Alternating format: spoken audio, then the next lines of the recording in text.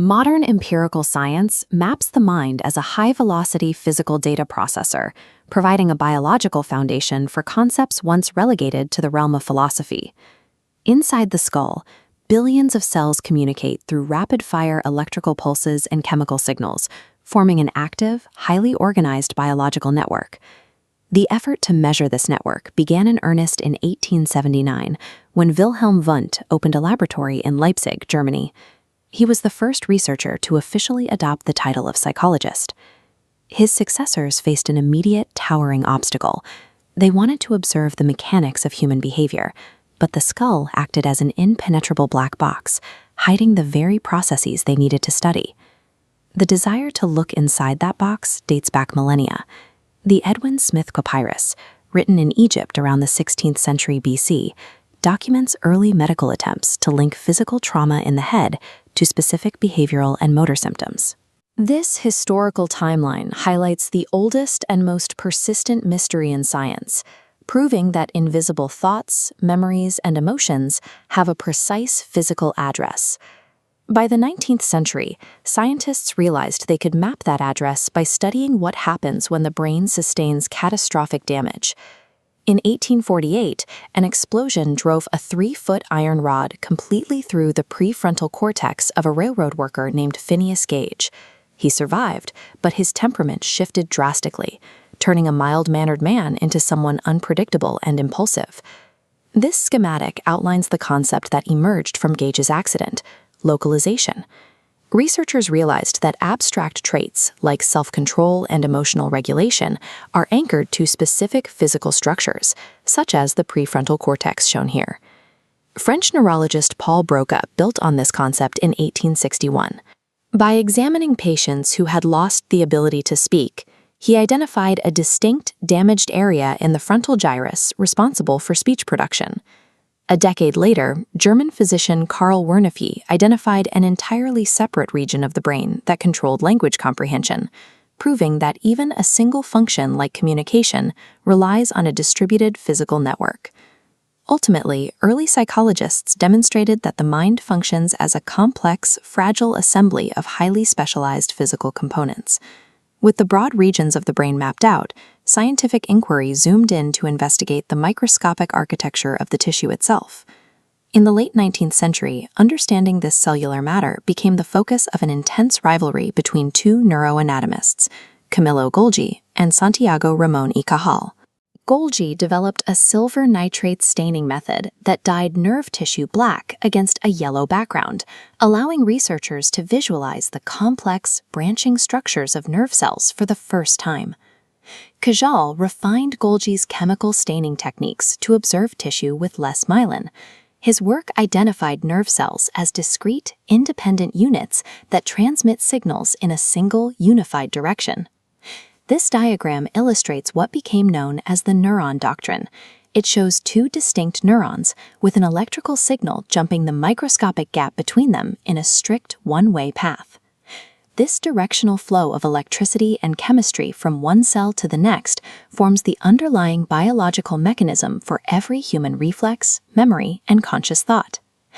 Identifying the brain as an intricate, connected electrical circuit gave psychology the exact physical mechanism it needed to graduate from anatomical mapping into physiological science. To truly understand human behavior, the field faced a new 20th century hurdle. Researchers needed a way to measure this electrical circuit working inside a healthy, living brain without relying on injuries or autopsies. Italian physiologist Angelo Mosso took an early step by monitoring patients with skull defects, discovering that blood flow and mechanical pulsations in the brain increased locally during mathematical calculations. In 1924, German psychiatrist Hans Berger successfully recorded the electrical activity of a human brain, discovering what he called brainwaves. His invention of the electroencephalogram, or EEG, allowed scientists to observe real-time electrical output from the scalp while a patient actively engaged in cognitive tasks. As computing power grew, so did imaging capability. The later development of PET scans and functional MRI allowed scientists to move past surface-level electrodes and map metabolic activity and blood oxygenation deep within the brain in 3 dimensions. By replacing surgical trauma with safe, real-time observation, these technological leaps made the hidden processes of human cognition fully visible. Today, neuroimaging is pushing past spatial mapping to break the barrier of temporal resolution, attempting to measure the exact physical velocity of human thought. The current edge of this research relies on a technique called direct imaging of neuronal activity, or DIANA. This timeline compares traditional scanning with modern capabilities. While standard fMRI captures an image every few seconds, DIANA collects data every 5 milliseconds, capturing brain activity 8 times faster. At this speed, researchers can stitch together sequential images to watch a decision physically form and travel across the brain's circuitry in real time. These rapid, high-resolution scans allow medical professionals to map the exact neuroanatomical substrates of neurological conditions, paving the way for targeted interventions in mental health. The interior of the skull has become an observable landscape of localized data centers, cellular networks, and rapid electrical pulses. Mapping the mind as a machine governed by physical laws provides the precise scientific tools required to safeguard human health and behavior. Introspection gives us a profound sense of independence. We intuitively feel that the human mind operates as a secluded ghost, a completely autonomous entity hovering above the mechanical limitations of the physical body. But the early empirical psychologists looked closely at human behavior and discarded the ghost entirely. They chose to treat the brain strictly as a physical, programmable machine that reacts to the environment around it. To understand how that machine learns, we have to isolate the specific mechanisms that turn its gears, and look at how modern computer scientists are now lifting those exact biological blueprints to build artificial intelligence. Once you trace the code of your own biological programming, the conscious choices you make every day start to look far less independent than they feel. In the 1920s, experimental psychology was a raw, unfiltered discipline. Researchers like John B. Watson wanted physical, undeniable proof of how learning occurs, frequently bypassing modern ethical boundaries to get it. Watson designed an experiment to test the origin of fear. He placed a 9-month-old infant, known as Little Albert, on a mattress and introduced a live white rat. At first, the child showed curiosity and reached out for the animal, indicating he possessed no innate fear of it. Then the mechanical intervention began. Every time the rat was presented, a researcher stood directly behind the child and struck a steel bar with a heavy hammer. The piercing, unexpected noise triggered an immediate biological reaction. Albert cried, displaying sheer physical terror. After repeated pairings, the child exhibited extreme, hardwired panic at the mere sight of the rat, along with rabbits, dogs, and even a white fur coat, even when the hammer strike was removed. Watson called this classical conditioning. It demonstrates that our involuntary survival reflexes are programmed by associating a neutral environmental trigger with a physical response. External stimuli write these aversive reactions directly into our nervous system, bypassing innate instinct entirely. Conditioning explains raw physiological reflexes, but the biological machine requires a higher function for learning complex, deliberate actions: observational mimicry. In 1961, Albert Bandura introduced the Bobo doll experiment as a diagnostic test to determine if human aggression was an acquired behavior. He exposed children to adult models who physically attacked a life-sized inflatable doll, striking it with a hammer and yelling hostile phrases. When left alone, the children replicated the adults with eerie precision, echoing the specific mallet strikes and exact verbal abuse they witnessed. Psychologists define this as social learning theory, the principle that humans can download complex behaviors merely by observing a model. If our complex actions are built through social observation, human agency is limited to the behaviors we happen to be exposed to. If the brain is an information processing machine, its physical hard drive is astonishingly unstable. The data we store is highly vulnerable to external suggestion. In 1974, Elizabeth Loftus and John Palmer tested the structural integrity of this archive by examining how suggestible eyewitness memory remains after a vehicle crash. This diagnostic diagram illustrates the methodology used. Participants were divided into groups and asked to recall a vehicle crash using different verbs. One group was asked how fast the cars were moving when they hit each other, while another was asked how fast they were going when they smashed into each other. The single word smashed actively corrupted the data. It caused participants to remember significantly faster speeds and recall shattered glass at the scene that never actually existed in the footage. Human memory acts as a suggestible system, actively overwriting its own history based on new, immediate inputs. Our internal reality is so malleable that a single word from an outside source can rewrite our foundational memories. Modern technology has shifted the context of these psychological rules, from the analog lab to the digital frontier. Computer scientists looked at these biological rules and translated the logic into mathematical algorithms. This architecture, called connectionism, mirrors biological synapses. Artificial nodes adjust their mathematical weights based on the data flow, allowing the machine to learn through experience. Artificial intelligence functions as a mathematical extension of our own evolutionary architecture. Large language models represent the absolute apex of this connectionist design, built explicitly to replicate human language and thought. Dr. Scott Barry Kaufman identifies these models as digital participants in the same imitation game of learning seen in the children from Bandura's Bobo experiment. These systems function as sophisticated reflection engines, absorbing massive sets of human behavioral patterns to predict the next logical sequence. The lineage is unbroken. The mechanism that programmed little Albert's reflexes and the observation that taught a child to swing a mallet are the same principles now powering synthetic cognition. Modern psychologists now provide the framework for how machines process language and social behavior, turning research into a schematic for digital intelligence. By reverse engineering the mechanics of our own learning, we have created a digital mirror that can simulate our most complex cognitive patterns.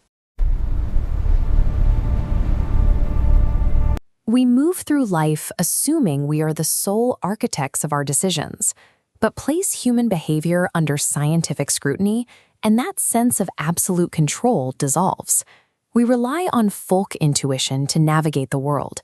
We feel a distinct ghost in the machine, an independent self making choices in a vacuum. The data tells a different story.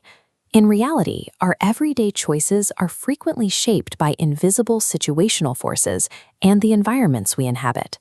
When we blindly trust our intuition about free will, we lose our ability to recognize when these external forces are actually steering us. You can see the first measurable evidence of this situational influence through the halo effect. Notice one positive trait in a stranger. Maybe they dress well or have a confident smile, and your brain often skews your entire baseline judgment, automatically assuming they are also intelligent or highly capable. If a subtle cognitive bias can shift how we perceive another person's character, we have to ask what happens when we replace it with intense, direct social pressure. If simple, subtle cues can alter our perception of reality, it suggests that more intense environments might possess the power to shift our moral behavior in ways we previously thought impossible. In the 1950s, psychologist Solomon Asch designed a controlled test to pit objective physical reality directly against overwhelming peer pressure. This diagram illustrates the test. A subject matches a standard reference line to one of 3 comparison lines, but they are placed with actors instructed to give obviously wrong answers. The subject experiences normative influence. They clearly see the correct match, but must weigh that physical fact against unanimous opposition. This data chart shows the outcome. When pressed, 1/3 of individuals actively denied objective reality and selected the definitively wrong line. A deep-seated fear of social isolation proves powerful enough to override our basic physical senses. Peer pressure relies on the fear of standing out. Stanley Milgram's obedience study examined a different trigger: direct instructions from a perceived expert. Everyday subjects were brought into a lab and instructed to deliver escalating electrical shocks to a person in the next room, who was secretly an actor. Despite hearing the actor's simulated cries of distress, the majority of participants followed orders, continuing to press the shock button because they were told the experiment required it. We undergo years of conditioning to respect the expertise of figures like teachers or doctors. Milgram showed that this conditioning makes it difficult to question an authority figure's demands. A researcher's presence can effectively reroute an individual's decision-making process, making obedience the primary goal. The extreme limit of situational control was tested by psychologist Philip Zimbardo in the Stanford prison experiment. He converted a university basement into a simulated prison and arbitrarily assigned college students the roles of guard or prisoner. Within days, those roles began to supersede the students' baseline personalities. Guards became increasingly aggressive, and prisoners exhibited signs of severe psychological distress. These artificial social roles exerted enough influence to suppress the behaviors and values we consider part of a stable identity, a finding born from a collapse that modern science has sworn never to repeat. Modern American Psychological Association ethical frameworks strictly forbid inflicting this kind of trauma today. Yet the data generated by these mid-century experiments forever changed how we view ourselves. The concept of the purely autonomous, uninfluenced individual is dead. We are left with the agency paradox. Acknowledging our vulnerability to social forces is actually the first step in reclaiming control. Developing psychological literacy allows us to identify and resist forces like normative influence, authority bias, and role immersion before they dictate our actions. True agency requires scientific awareness. If you cannot see the situational strings pulling on your behavior, you remain a puppet. For centuries, we assumed babies entered the world as blank slates, their minds empty vessels, receiving their surroundings as an unorganized, chaotic blur. That assumption held until 1961, when psychologist Robert L. Fance devised a way to measure exactly what was happening inside an infant's mind. By placing 2-month-old babies inside a specialized observation box, equipped with a peephole to track their gaze, Fance measured their visual reactions. He presented them with different patterns, including a bullseye and a sketch of a face. The infants consistently chose to look at the human face twice as long as the abstract target. This simple preference dismantled the blank slate theory. Infants arrive pre-installed with biological software highly tuned for pattern recognition, designed to seek out the social connections required for their survival. A similar intuition dominated how we understood a baby's attachment to its mother. Mid-century behaviorists argued that an infant's love was a purely transactional mechanism, driven entirely by the need for calories. Psychologist Harry Harlow set out to test this premise. He wanted to empirically separate the biological drive for sustenance from the desire for affection. Harlow isolated infant rhesus macaques and presented them with a stark choice. On one side was a harsh wire surrogate that actively dispensed milk. On the other was a soft terry cloth surrogate that provided warmth, but absolutely no food. The results were definitive. The infant monkeys spent the vast majority of their time tightly clinging to the cloth mother. They only visited the wire surrogate briefly when driven by immediate hunger. Follow-up observations revealed a darker reality. Macaques deprived of physical touch in infancy suffered severe developmental and psychological deficits that persisted throughout their lives. Harlow identified this necessity as contact comfort. Physical affection and security act as foundational biological requirements. Without them, the developing brain simply cannot function or grow properly. Once biological safety is secured, a child's brain moves to its next critical imperative, learning to navigate the complexities of a social environment.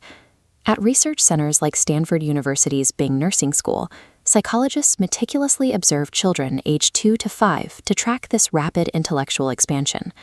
During this window, a critical developmental milestone emerges, known as theory of mind.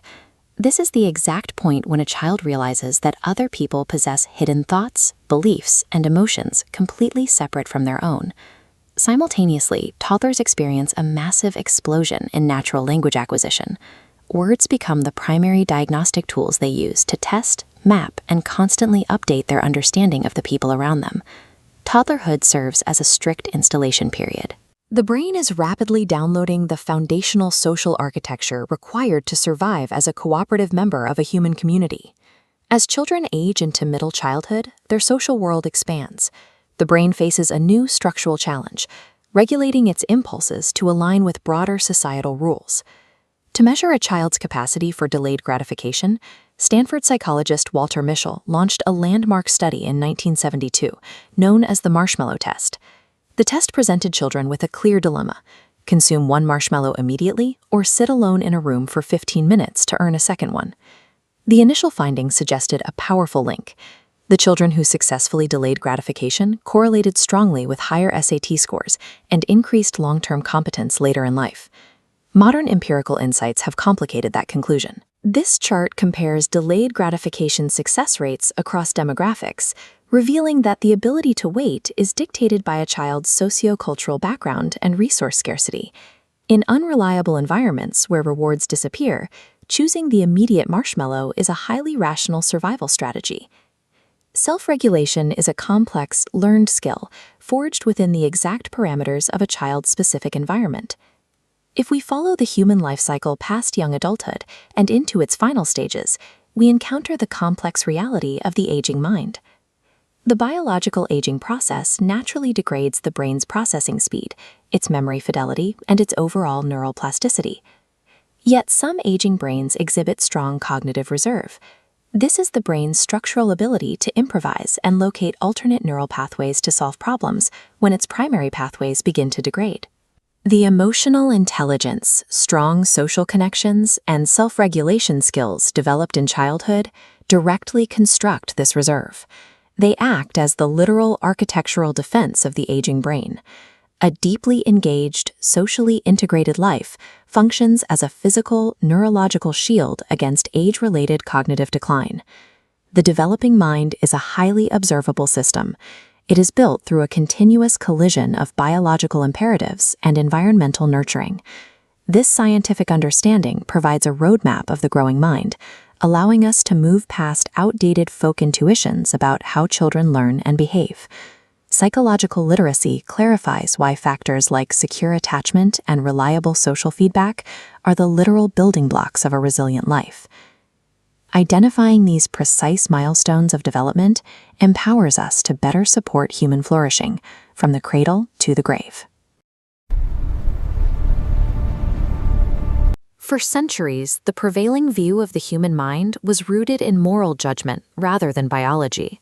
Psychological distress was often interpreted as a sign of weak character, a lack of spiritual resolve, or an imbalance of what were called animal spirits. This assumption meant that the primary response to mental illness was punitive. In asylums, patients were subjected to physical restraints and isolation, treatments designed to enforce behavioral obedience rather than address a medical condition. The mind was viewed as an isolated entity, a black box, disconnected from the physiological realities of the body. Because the underlying biology was ignored, the suffering was treated as a choice. The shift toward modern clinical science began when researchers moved away from these philosophical assumptions and toward empirical, repeatable observation. It became clear that labeling a medical struggle as a character flaw provided no path to recovery. Instead, these punitive environments deepened the original trauma, effectively trapping the patient in a cycle of isolation. A significant turning point in this transition occurred in 1967 at the University of Pennsylvania. Psychologist Martin Seligman designed an experiment to test how animals respond to environmental stressors they cannot control. Seligman used a crate divided by a low, easily jumpable fence. One side featured an electrified floor that delivered a mild shock, while the other side was safe. Most dogs would simply jump the fence to avoid the shock. However, Seligman observed a distinct anomaly. Dogs that had been previously exposed to unavoidable shocks in a different setting did not try to escape. They simply laid down and accepted the pain. The dogs were physically capable of jumping to safety, but their past experiences had conditioned them to believe that no action they took would change the outcome. This phenomenon is known as learned helplessness. It provides a measurable behavioral model for how prolonged exposure to trauma can lead to the systemic shutdown seen in human depression. This demonstrated that giving up is not a failure of willpower, but a predictable consequence of an environment that has physically conditioned the subject to believe escape is impossible. To understand why this happens, clinical neuroscience looks past the external behavior and into the biological state of the neural network. Learned helplessness stems from physical damage to our stress systems. Healthy brain synapses fire rapidly, maintaining energy for emotional regulation. But under chronic stress, cellular mitochondria fail. As metabolic energy drops, neural circuits slow down, and signal transmission flickers and fails. This creates a physical footprint on the brain. These darkened circuits alter how the body processing future stress, making the mental cage a literal biological reality rather than a metaphor. If the condition is driven by a breakdown in cellular energy, then clinical recovery requires a way to physically restart those stalled metabolic processes. Early physiological testing identified broad patterns of brain activity, but lacked the precision to address specific metabolic failures deep within the neural circuits. Modern interventions like apin neurostimulation are designed to bridge this gap by targeting the oxygen supply lines that these failing neurons rely on for energy. Apin uses photonic pulses to trigger microvascular vasodilation, forcing blood vessels around damaged circuits to expand, floods dormant tissue with oxygen and nutrients. This surge of resources provides the energy necessary for the mitochondria to resume function, which in turn allows the brain to stabilize neurotransmitter levels in real time. By addressing the underlying vascular and metabolic failure, clinical neuroscience can begin to reverse the physical damage that behavioral conditioning left behind. While neurostimulation can repair the hardware, the human experience requires a different kind of integration. Medical intervention provides the capability for change, but therapy provides the framework to execute it. Experts like Dr. Kirk Honda, host of the Psychology in Seattle podcast, argue that the most effective clinical outcomes happen at the intersection of neuroscience and empathetic therapy. Honda suggests that explaining the exact biological mechanics of trauma is a primary method for removing patient shame. When patients see their struggle as a physical injury to their nervous system rather than a personal failure, they are more likely to engage in the difficult work of cognitive restructuring. Biological tools stabilize the system, but it is the therapeutic community that helps the individual build new, healthy patterns of thought on top of that restored foundation. Long-term health also depends on the social environment. A brain that has been physically repaired still needs a macro-environmental system that supports its new equilibrium. Media platforms like the Mental Illness Happy Hour with Paul Gilmartin have created a new frontier for this support, using the reach of digital communities to normalize the discussion of recovery. By discussing the realities of addiction and trauma with vulnerability, these platforms ground the empirical science in the context of lived experience. Clinical psychology has evolved from a system of punishment to a discipline of repair. We are no longer viewing the mind through the lens of moral failure, but as a quantifiable system that can be healed. By uniting the precision of neuroscience with a compassionate social framework, we have moved past the era of simply managing the mental cage. We are finally learning how to dismantle it.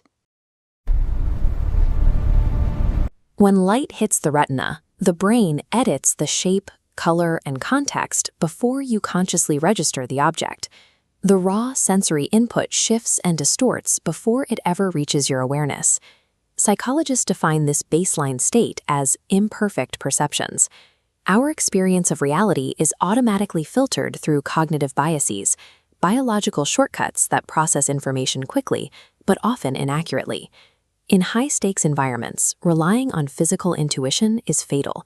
Flight simulators train pilots to ignore their inner ear, forcing them to read the instrument panel. Their biological hardware will tell them they are flying level when they are actually in a steep dive. Because human brains are hardwired with these errors, relying on human observation to study human behavior creates a closed loop of bias. Without strict external constraints, intuition leads research astray. In the early 2010s, this closed loop caught up with the field of psychology. Researchers attempted to reproduce the results of foundational psychological studies using the exact same procedures, and a vast majority failed to hold up. These failures were the direct result of closed-door methodologies. Researchers faced immense professional pressure to publish positive results, leading to mathematical compromises and a publication bias that buried experiments that didn't work. This scatterplot illustrates the central statistical flaw of that era. Researchers would collapse wide-ranging, distinct data points down into an overly simplified average trend line. By relying strictly on that average, actual variation is erased. The individual differences that define real behavior disappear entirely. Rather than ending the discipline, this period of reckoning forced a structural overhaul. Psychology had to adopt strict mathematical maturity to survive. The scientific community responded by building a system of constraints known as open science, designed specifically to prevent researchers from retroactively bending data to fit their theories. This timeline diagram shows a core tool of that system: pre-registration.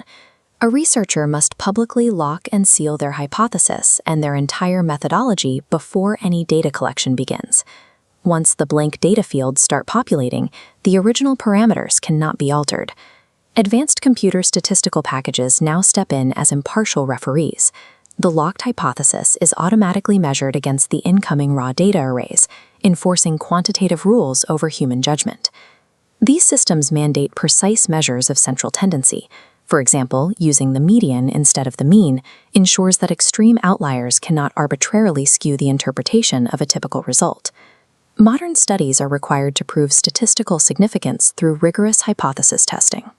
Researchers utilize tools like t-tests and strict confidence intervals to confirm that findings are mathematically sound. By forcing transparency and applying strict mathematics, the researcher's inherent bias is stripped away. What remains is verifiable empirical evidence. Securing this high-grade empirical evidence allows the medical community to safely update critical diagnostic frameworks, like the DSM-5, used by clinicians globally. Researchers can now accurately differentiate general behavioral principles from individual differences. This precision allows companies to tailor specific stress management protocols for neurodiverse employees, rather than applying a blanket policy to an entire workforce. This Venn diagram illustrates the multi-factor influence model. The modern treatment of depression pinpoints the exact overlap of biological, social, and cultural rings to identify a highly specific, targeted treatment zone. Data rigor empowers clinical psychology to abandon broad assumptions. Medical professionals replace generalized advice with targeted, individualized care. The field has departed from the traditional physical laboratory, expanding into the frontier of computational psychology and connecting data nodes across a planet-wide digital network. Dr. Tsvetomira Dumbalska validates this shift by treating the mind as a material, information processing system governed by observable laws. To measure these laws, researchers deploy gamified digital environments. As users interact with these programs, they generate massive streams of behavioral big data. Dumbalska emphasizes that managing this scale of information requires open data transparency. Researchers must be able to verify and reproduce each other's code to maintain a rigorous scientific foundation. The modern psychological laboratory has transitioned into a continuous, global computational network. Operating at this scale demands strict ethical responsibilities. AI-driven behavioral mining relies on millions of individual interactions, making unambiguous informed consent a mandatory baseline for data collection. This diagram maps how open datasets cross-reference decisions against demographics. Identifying these divergence patterns provides a quantitative basis to address human bias. Once balanced, these metrics resolve into branching pathways, representing diverse, optimized educational outcomes for specific populations. Today, modern psychology has completely evolved into the study of human agency and behavior within an ever-expanding algorithmic age. As the computational frontier of science pushes outward, our frameworks for justice, equity, and human truth must expand right alongside it.